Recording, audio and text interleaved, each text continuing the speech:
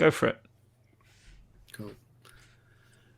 Hello, Cheeseheads, and welcome to another episode of the Cheese Room podcast. This is Brendan, your host for the show. Joining me to look ahead to the vital game against Man United on the weekend in this special pod video. First up, as he's controlling the buttons, we have the caller. How you doing, mate? My finger is on the pulse and the buttons, baby. Yeah, I'm happy. I'm ready to go and talk Spurs again with you, Bren. Thanks for having me on. Always a pleasure. As always, joining us from Vienna, we have HG. How you doing, HG? Yeah, I'm doing well because it's yet another day and yet another chance to talk Spurs. But no, today's been all right. Oh, and we're also delighted to be joined, making his Cheese Room debut, by YouTuber extraordinaire Matt Hayes. Matty, thanks for joining us. How you doing? I'm all good, Brendan. Thank you so much for having me on today. I'm looking forward to finally getting on the podcast and having a good chat about Spurs. Yeah. Well, we'll talk about your YouTube channel and your work with Opta later on in the show. But first up, we've got Man United on the weekend. I guess the first question is for all of you. I guess I'll start with you, caller. When we spanked them 6-1 in October, it was game week 4, I think. Did you anticipate how vastly our fortunes would change since that game? I didn't really anticipate us beating them 6-1 in the first place. I think I gave us a sort of puncher's chance because at that time I was thinking that Solskjaer's a terrible manager, hasn't got it figured out. Mourinho's this sort of like mystique force of nature that will absolutely bury Solskjaer tactically. And on the day, it worked out quite well. I mean, they had a man sent off, but I think we were already in the ascendancy. And at that time, I had no idea that they would be sitting second in the league at this stage of the season. I think is the truth. So, I mean, I went and stuck a bet on us winning the league. That's how confident I was, or stupid the caller is, more to a better point. But no, honestly, didn't see this coming. HG, I mean, at the time, Ole's job was really on the line. Like they'd not started well. I think they lost to Villa and Arsenal as well, I think, in their opening games. But they turned it around, and you have to take your hats off to the manager. Yeah, I mean, this is it. They had a shorter pre-season than all the other teams because they were in, obviously, Europe quite late last year, so they started the league a little bit later. Yeah, I mean, United have good players. I think we all know that. It was all about finding the right team, the right balance, and he's pretty much stuck to a pretty strict, I think, 4-3-3 or 4-2-3-1 if Bruno's is the 10, and it seems to work for them. I mean, that's just it. Like, I think that if all of us sat down and thought what would be Solskjaer's team for the game tonight, most of us would have picked it, right? I mean, they're playing Granada right now in the Europa League. It's pretty much their best available team. They've had that for most of the season. So, like, just the continuity that gives them has probably given them a good chance to be where they are, and it's probably why they are where they are. And Matty, your thoughts on that 6-1? I mean, was it just that we outplayed them? Were we fortunate with the sending off? And were we just more confident back then? I just want to preface this by saying I'm relieved to hear I'm not the only one who put a bet on Spurs lifting the trophy at the end of the season after that game. But I think that game was just right in the middle of a crazy start to the season. United, I think, lost their first 4 home games, and Spurs, scored 11 in our first 2 away games. It was, I think, a really, really bizarre beginning to the season that was the perfect setup for the couple of months that has ensued with this season being up and down. But of course, there was a bit of luck in that game, with the mistake from Harry Maguire, I suppose, giving us an equaliser straight after the early setback with Bruno scoring that goal. But the red card played a massive part in that. And I think I probably speak for a lot of Spurs fans when I say that moment when Lamela got Martial sent off, we kind of felt like we were getting a prime Jose team with that, just messing about and doing everything possible to throw the opposition off in the nature of that sending off. But I think we also saw the tactical genius of Jose in exploiting the kind of space that was left down that left-hand side with Martial being expelled. So there was a lot that did go away that game, but the confidence was absolutely sky high. We just ripped apart Southampton as well, who'd had a good start to the season. And it's easy to forget that week when we actually did beat United, we played 4 times that week. So we played the Newcastle on a Sunday. That was a week where we had Chelsea and Maccabi Haifa together. So it was a crazy moment to go out after such a hectic week and win like that. And look, I'll be honest, my confidence was higher than it's ever been as a Spurs fan after that moment. And I didn't see things changing the way they have. Yeah, well, they've done well. We have to take our hats off to them. They're currently second in the league on 60 points from 30 games, winning 17, drawing 9, losing just 4 games, which is surprising. They've got a similar goal difference to us, which is also surprising. They've scored just 7 goals more than we have and conceded 1 more. So we actually have a better defensive record than they do. Head-to-head in the Premier League era, though, it's not good. We've met them 53 times. They've won 33 of those games. We've won 8, and there have been 11 draws. And they are not only second in the table, but they're second in the form table with 4 wins and 2 draws in their last 6. We aren't far behind, though. We are third in the form table. God knows how. As HG said, Ole lines them up 4-2-3-1 or 4-3-3, depending on where he sticks Bruno Fernandes. Matt, I'll start with you. This resurgence up the table that they've had, have you been impressed with their performances, or do you just think that they've just got really good players and Ole sort of sends them out, and similarly to Jose says, right, go and do your thing, and Ole doesn't have the emotional baggage that Jose has? What have you thought of their performances so far this season? Yeah, I've been quite, I suppose, consistent in my opinion of United this season, that their position in the table is, I've used the word fraudulent in the past, but I feel like that may be a bit harsh, but they're kind of a team that I think have just taken advantage of how poorly everyone else has played this season. And I kind of go back to the example of the year Leicester won the league. Spurs were, for the majority of that season, second. Let's be honest, we weren't that great. It was the season after that we were at our best. I think we were just the best of the rest, with one team running away. And I think United are in a similar position. You take Bruno Fernandes out of that team and they're half of what they are. And look, like we said, credit to Solskjaer for what he's managed to do, how he's managed to turn United around. But I think it's always the same with him. It's happened in his short spell at United 2 or 3 times where he's had a fantastic run. Things have gone sour. The results have suffered. Then as soon as his job is on the line, as soon as there's some talk of him potentially being cut out of there, he manages to turn things around and there's an incredible resurgence. And I feel like once that happened a few weeks after we did beat them, it's the lack of competition, I suppose, they've had that has allowed that to keep going. And look, don't get me wrong, there are some really good players in that team. Pogba on his day is for me one of the best midfielders in the world, but his problem is he often overcomplicates things and it just makes him look that bit poorer. And they've players like Martial and Rashford who are very talented players, but Rashford in particular, his decision making is something that really does let him down. But with the creativity of Bruno Fernandes and the kind of double pivot in midfield that at times can be creative, they just get so many chances for those forward players that they're bound to put one away eventually. And I just feel like whatever way you look at this United side, even their kind of poor defensive nature, they can outscore oppositions. Everything for me just comes down to Bruno Fernandes in the middle of the park, and he really is the be all and end all of that team. So in terms of their performances as a team, as a whole, I wouldn't say it's been that great for them this season. You can argue, look, Luke Shaw has had a very good season as well. Their midfield has, as I said, been strong, but as a team, as a whole, as an entire unit, I haven't been overly impressed with them. But it is just that one man in the number 10 role that I think is carrying them right through this season. I think we're being a little bit harsh, perhaps, just because, if you think of, Manchester City, Man United, you said that their defensive record is only slightly worse than ours, but they conceded 11 goals in their first 3 league games, right? Since then, it's only been 22 and 27. That's a massive improvement. I think we all think, you got lots of penalties and Bruno Fernandes is the one that's kind of got them over the line a number of times, but maybe that's unfair. I don't really want to talk about Man United too much, but I think that they're a better team than what people are giving them credit. And certainly Spurs, because we did win that first game recently. If you look at the defensive record recently, they don't concede many. They don't. And so for us to score more than 1 this weekend would be a really good result, because Man United, they are a strong outfit. They know what they want to do. The 2 midfielders behind are usually very, I would say, defensively sound. They don't often play Pogba, Fernandes, and certainly not against a stronger team.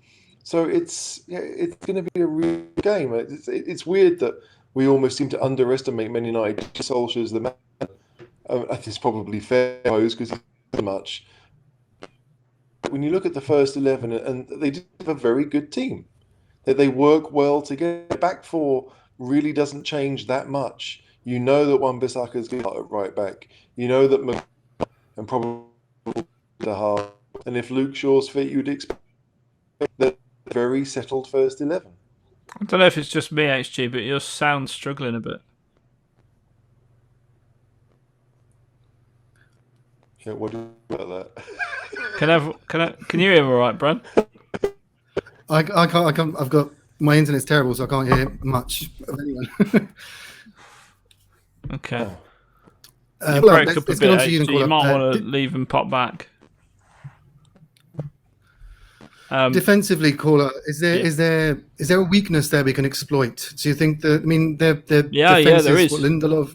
Yeah, there is. Lindelof, There Maguire, is. Wan-Bissaka. I've sat here. I've been quiet. I've been patient, listening to HG sort of in between his breaking up talk absolute nonsense. Because Solskjaer, you're absolutely right, Matty. Thank you. Thank God someone else is saying it. He is a fraud. Man United are frauds. Solskjaer, in the pantheon of football managers in the Premier League, is right up there with probably Frank Lampard. That's the level I pitch him at. Inexperienced, no real tactical nous. The fact is, he's got some very good players. And if you put those very good players under a manager who knew a thing or two, they would be doing a lot better in the league, I think. You know, getting them more out of Pogba, etc., etc., etc. I don't think the defence is very good at all. I think Wan-Bissaka can absolutely be got at. I think that Lindelof is bang average. And I've got to say, I think that Slabhead is so one-paced, one-dimensional defensively. I don't like it when he plays for England, so I definitely like to play against him with Tottenham. And you look at what Son can do to defenders and what Kane can do to defenders. They can absolutely eat that defence for breakfast, but it's just getting at them. And that's the bit that worries me. Could I just follow on from that point about the defence? If it's okay, I think those numbers, 22 goals conceded in 27, is undoubtedly impressive. But I think what United have perfected is playing the smaller teams. Now, look, their defeat against Sheffield United a couple of months ago in the beginning of the season when they lost to Palace and was a Villa as well. They, for the most part, do really well against those smaller sides. But what they do against the bigger teams is they simply survive. The amount of nil-all draws they've had against those teams this season, which undoubtedly improves and in a way stat pads those defensive stats, which again are impressive in their own right. But if you're going out drawing 0-0 against Chelsea, Arsenal, Liverpool and all that, teams who can be beaten and have been beaten by really small teams this season, I think that does make the stats look a bit better than they are. But what United don't have is that ability to really put themselves in the discussion of the place where they should be with that squad that is there. Because the talent in there, like we said, is really fantastic. And I fully agree with you, Caller, that a better manager there would bring that United team up a level. But in a game against the Big Six, it's just hard to take United seriously as a contender to win the game. Look, they beat Manchester City, which is a very, very good result, ending their run of up to 21 wins in a row. I think in recent years, United have had the edge in that derby. But before that game against City, the only goal they'd scored against a top 6 team this season was Bruno Fernandes's penalty in their 6-1 defeat against us. So I think they're a team who, like I said, do well against the smaller teams, but simply survive against the bigger teams. And look, if you're a team that want to go on and win stuff and be successful, if they really feel Solskjaer is the man to progress that club, I think that does need to change for them. Well, it's only good news for Spurs, if I'm honest, because I can't see United winning the league in a long time with him in charge. If I'm being really brutally honest, credit, he is like a ball. The number of, I've got lots of Man United friends that in my era that was the team to go and support at school, and they all have thought that he's dead and buried. About 3, he must be on. He's got more lives than a cat. It's about 3 times he's bounced back where people are saying, "Oh, he's got to go, he's got to go, he's got to go." Then he's put a run of 5-6 together. How I wish Jose would have some of that bounce back ability right now. But yes, he's I don't rate him as a manager. Having said that, they'll probably turn it on at the weekend against us. Yeah, we'll get on to predictions in a bit. Coming to you, Matt. They're doing well in the Europa League. I saw they were 1-0 up. I don't know what the score is at the moment against Granada. They probably will see them and get into the semis and maybe the final. They pretty much have second nailed. And so that is a successful season for Ole, I guess. And in terms of if Jose does leave, then it's a team that isn't competing with us for one of the managers because it's looking like Nagelsmann will go to Bayern because Bayern's manager is going to take the national job. So if we are looking for a manager, Ole staying at United is probably the best thing for us. Yeah, I would agree that because look, everyone knows it's almost a trademark of Spurs, or has been in a while, to sell to the our rivals in the Premier League. It's been players, but I don't think it would surprise anyone if that did progress onto managers and stuff like that. But look, Champions League side definitely back there again next season. Probably unfortunate to be knocked out of it this year with that crazy defeat away to Başakşehir here. I think, look, Ole does deserve that amount of credit, but like you say, him being there opens up if Nagelsmann does go to Bayern, I think we will struggle to kind of see what managers are out there. Mentioning the national job, I think Joachim Löw is a manager that to some extent has been overlooked, because if you're looking at a man to follow on from Jose Mourinho, I think Mourinho as someone who followed on from Pochettino was the complete wrong decision. But with the way the togetherness of that dressing room has been, I suppose, ripped out right from its core, I think if we do want to get any sort of benefit from this period that we're in, it needs to be in the form of silverware, and maybe going for Nagelsmann or Ten Hag, not them specifically, but that maybe type of manager could be the wrong way to go about this, because all of a sudden we're in another rebuild, and then Kane wants to go because he doesn't want to stick around for that again, and you look at the likes of Son, Alderweireld, Lloris as well, who might just want to move on for that success. I think getting in a manager, if Love is going to be, again, that type of manager rather than him specifically, could be the way to go for Spurs. And those are the type of managers that you would imagine would have that United job right in their line of sight as a team that they could potentially win trophies with. Yeah, we did a Jose in-out debate yesterday, and we looked at the manager. We didn't actually think about Love. Because he's rubbish. Because he's rubbish. That's why. No, HG, you're back. To be fair, I suspect that a lot of Germans think that they won the 2014 World Cup despite Joachim Löw. I don't think many of them really think that he was that responsible, just because most of their team played together. So half the team were at Dortmund, the other half were at Bayern. They knew each other's games inside out, and so it was almost on cruise control. When they beat Brazil in the semi-final, it was a 7-1 thrashing, but it never really looked like they'd got out of second gear. Just everything worked for them. That German team was fantastic, and Löw's been the manager there for so long that I think a lot of people are just quite happy to see him gone, if I'm honest. And you looked at his club career before he became the German manager; it was really nothing special. So, yeah, I don't know. I certainly don't want a crotch sniffer in charge of Tottenham.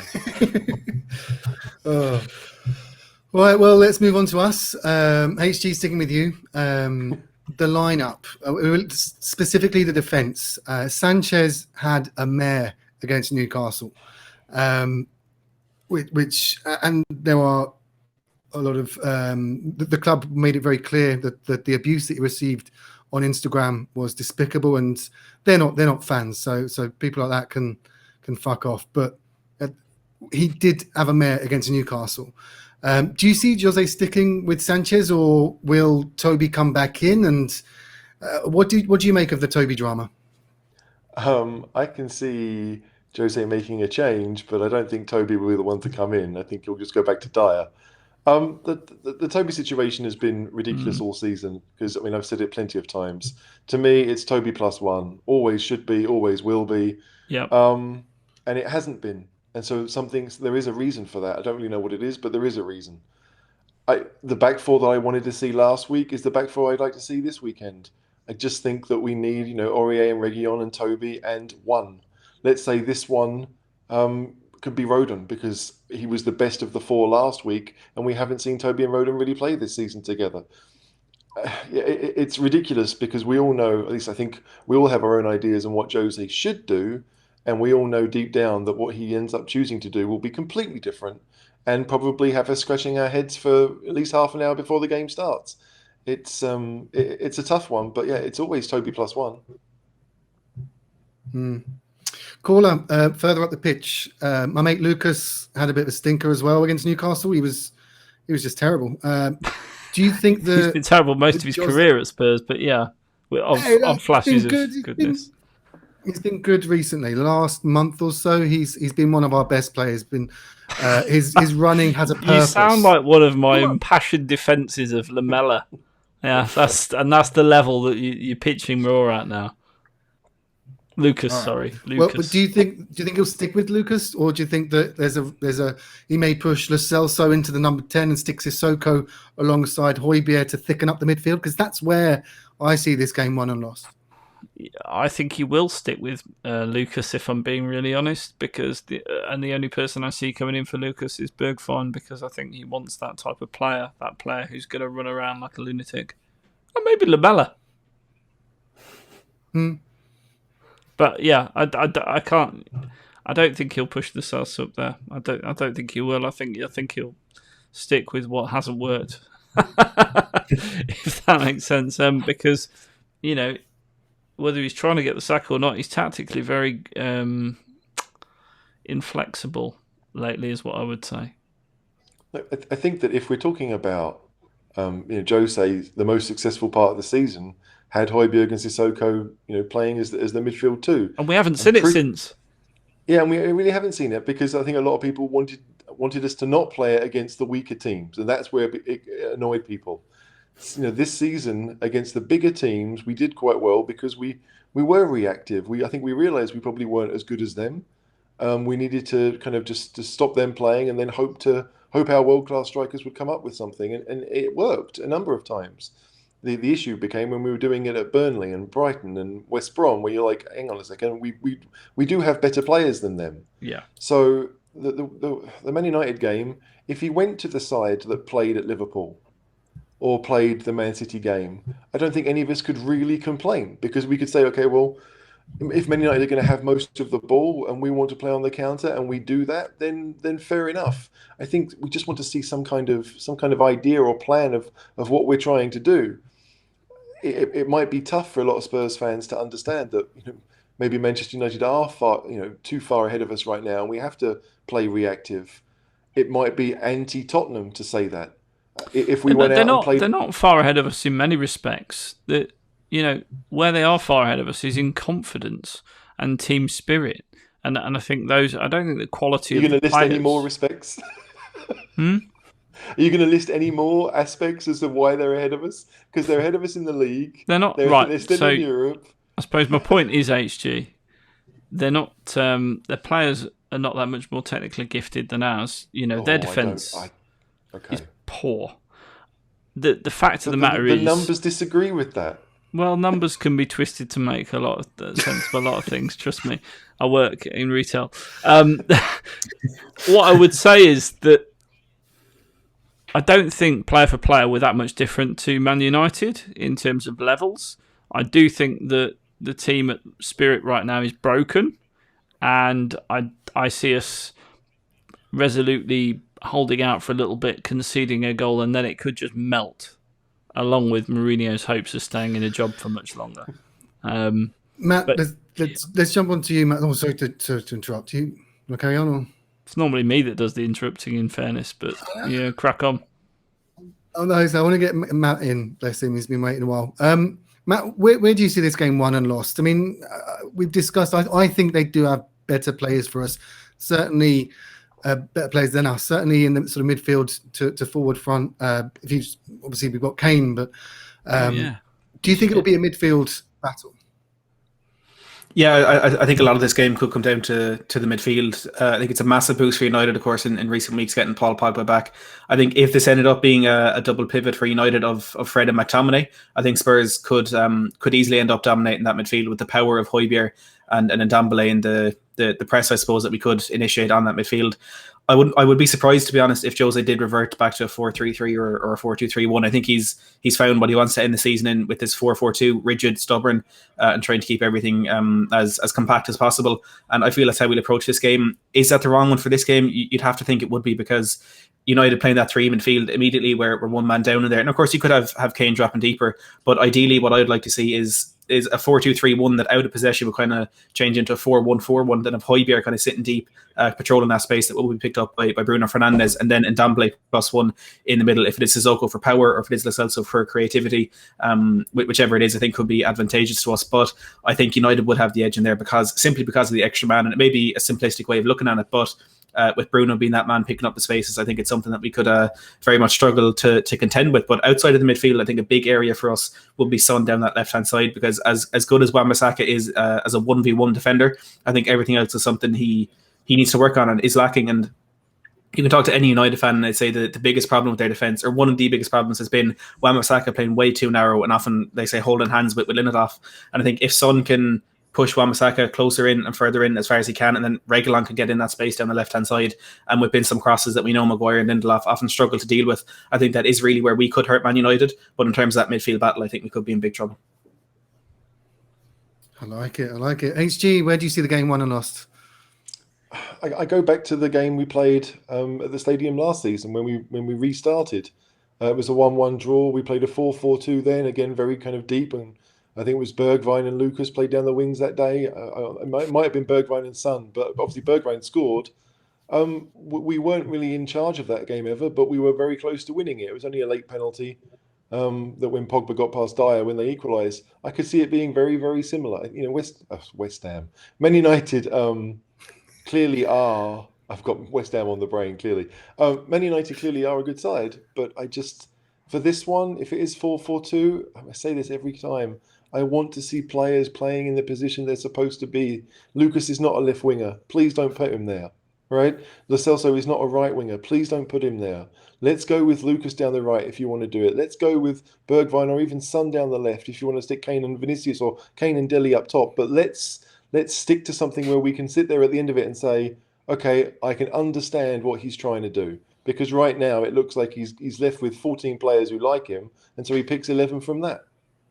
I can tell you now it's not going to be Dele up top.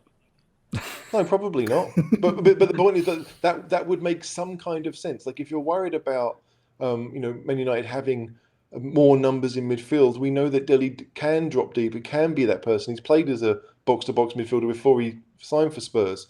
I don't think it will happen, but I think it makes more sense to do that. Even Lamela, we only a hard-working number 10. Fine, put him there. That would be okay. But just, I'm sick of seeing players play out of position. We saw in the Liverpool home game. I agree with you. Doherty at left wing back. I mean, what's going on? There's so little logic, and I'm bored of it. I want to see us go there, and maybe we are going to play defensive, but at least make it seem obvious what we're trying to do and logical. It just hasn't been that for such a long time. Sad as though like this is for me, because I'm quite an excitable person, as you may know, naturally. Does anyone else feel just a little bit like meh about Spurs right now? Like at this stage, I'm just I'm almost like not bothered what we do, and it's sad because I'd never felt like that in the last 5-6 years. It harks back to the 90s, if I'm honest.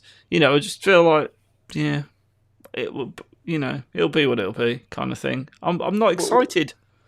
Because we're all fearing the worst, and we should be, because even though we've won 4 of our last 6 league games... I think I'm resigned to the worst, actually. Not fearing it, resigned to it. As resignation, that's kind of the feeling that I get. I'm not scared, I'm kind of like, it's going to happen, isn't it? So you think United are going to win by 2 or 3? Yeah.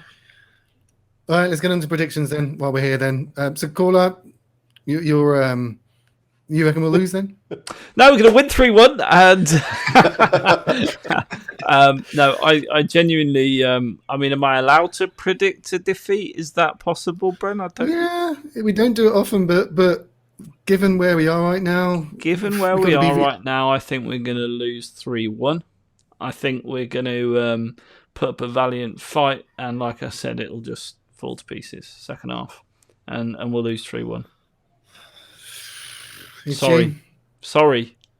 I can lie if you like. I'm good at lying, but I don't know if I'm that good. Yeah.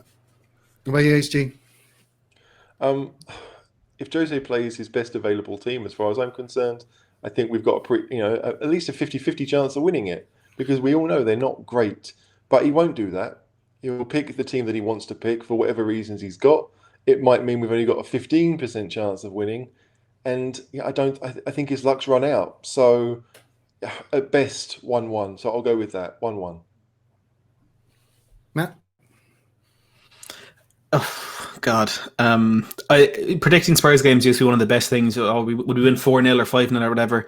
And now it's simply how much are we going to lose by? And look, to follow on for the point about being kind of not caring anymore. I always thought being angry at the club is the worst feeling, but it's just not caring. I think is that little bit worse.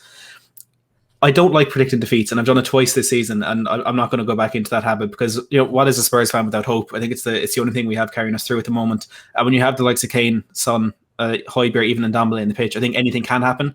It probably won't, but I'm going to add a bit of positivity in here and say a potential 2-1 win for Spurs. However, I know I'm wrong. Thank you, Matt. I think we needed that after my doomsday Good prediction. Bren, what are you saying?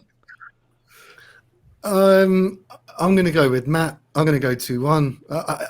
Franco said it on the pod last week that knowing Spurs will probably turn up against United, having been dreadful against Newcastle, because that's just the sort of stuff that we do. So, yeah, and we can get them. They're not invincible. They've got great players. They're not a good side. I keep saying that they're not a good side. They're the great pretenders. But they'll win 3-1. You said 3-1 defeat, and they're not a good side. They're not, but we're poor. Yeah, all right. Well, I'll go 2-1 as well. Let's please, just give us something.